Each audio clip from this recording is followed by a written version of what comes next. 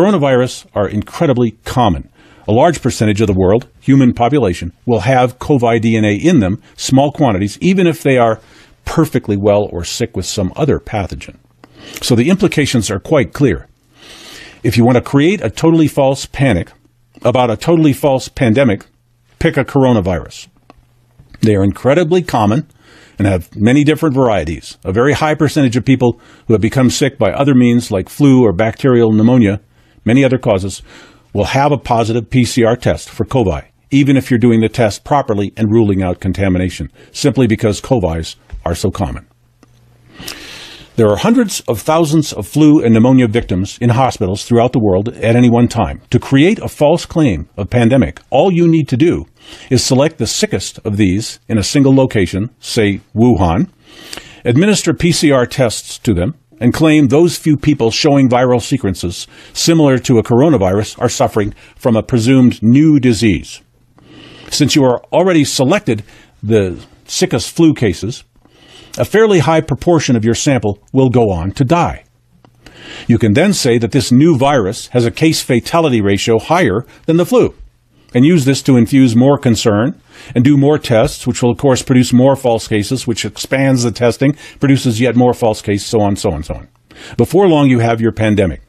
Totally fabricated. All you've done is use a single test kit trick to convert the worst flu and pneumonia cases into something new that doesn't actually exist. Now just run the same scam in other countries. Make sure to keep the fear message running high so people will feel panicky and less able to think critically. Your only problem is going to be that because there's no actual new deadly pathogen, but just regular sick people, you are mislabeling your case numbers and especially your deaths. So your actual deaths attributable to coronavirus are going to be way too low for a real new deadly virus pandemic. But they are preventing people from pointing this out in several ways. First, they claim this is just the beginning and more deaths are imminent. They use this as an excuse to quarantine everyone and then claim the quarantine prevented the expected millions of dead. Second, they tell people that minimizing or downplaying the dangers is irresponsible and bully people into not talking about the real numbers.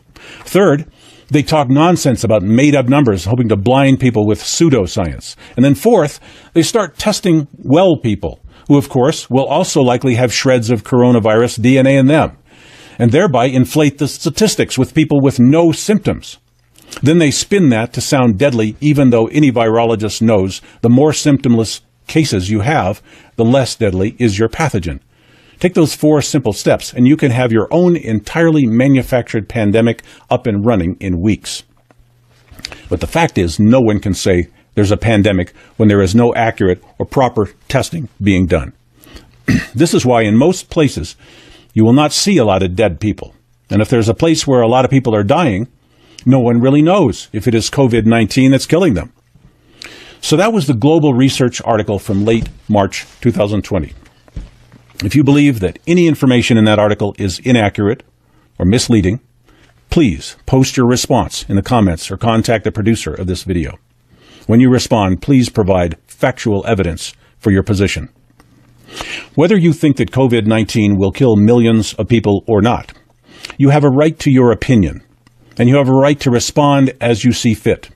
Society can be seriously divided and damaged by people who insist that everyone respond to a crisis the same way they do.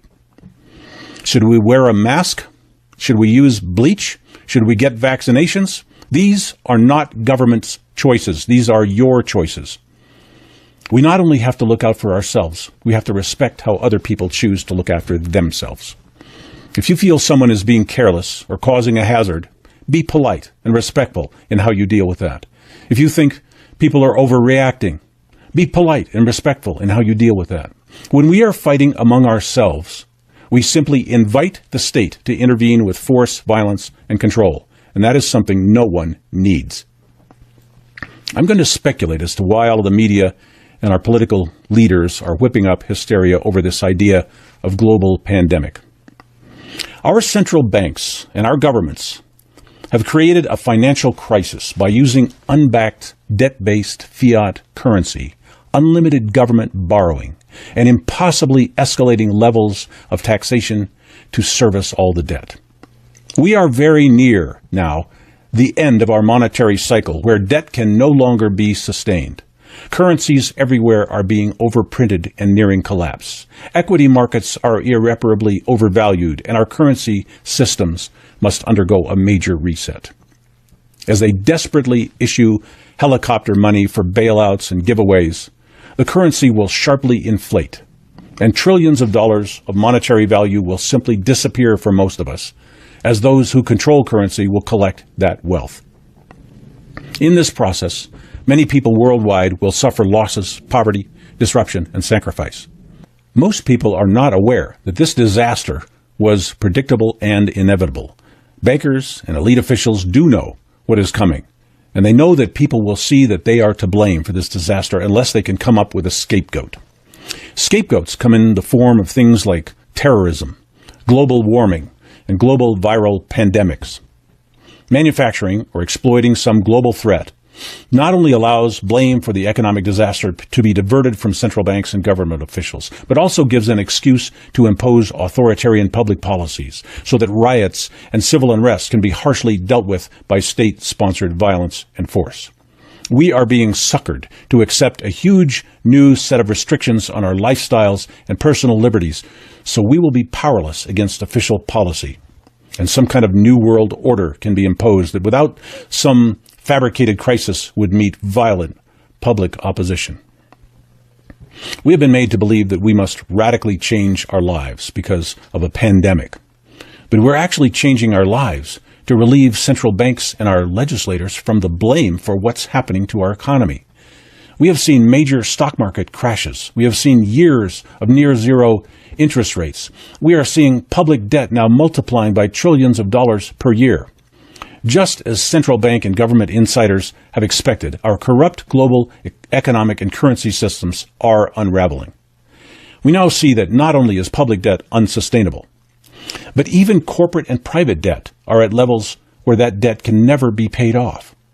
It's a mathematical impossibility. The cause of the collapse, the depression, the austerity, poverty, and social disorder is not a COVID-19 pandemic. The cause of the economic collapse is worthless, unbacked, debt-based currency, bad economic policy, greed, and irresponsible conduct by government and central bankers, and their belief that they can plunder the world's workers and business owners decade after decade until everything crashes, then pass the blame off onto some unrelated calamity that they either create themselves or exploit to their benefit. In 1913, when the Federal Reserve was created, future economic disasters like we are seeing today were unavoidable. But you are being asked to blame a virus for this supposedly unexpected economic meltdown. The lockdowns, the people forced to not work, the companies forced to not produce, the debtors who will be made unable to pay their debts, the quarantines, curfews, martial law tactics imposed, this whole insane reaction to an alleged pandemic will cause major economic damage. That is what it's designed to do. So all economic failures and crises from now on can be blamed on a virus, not on the people who created the economic corruption in the first place. We do not need to beat a virus. We need to prevent another fake, unbacked currency from replacing the last one. We need to prevent debt and taxation from accruing to pay for exploding public debt and financial mismanagement. We need to demand that no one pledge our future labor to pay for their greedy indulgences. As we slather our living spaces with toxic sanitizing chemicals, as we give up our true social contacts and become even more addicted to our tracked and monitored electronic social media platforms, as we allow idiotic government policies to close our businesses and destroy our jobs, would this not be a good time to think for ourselves and consider whether we are being told the truth, whether we are being used and set up by liars and corrupt officials for their own benefit? Can we do anything to reclaim our lives, our prosperity and hope?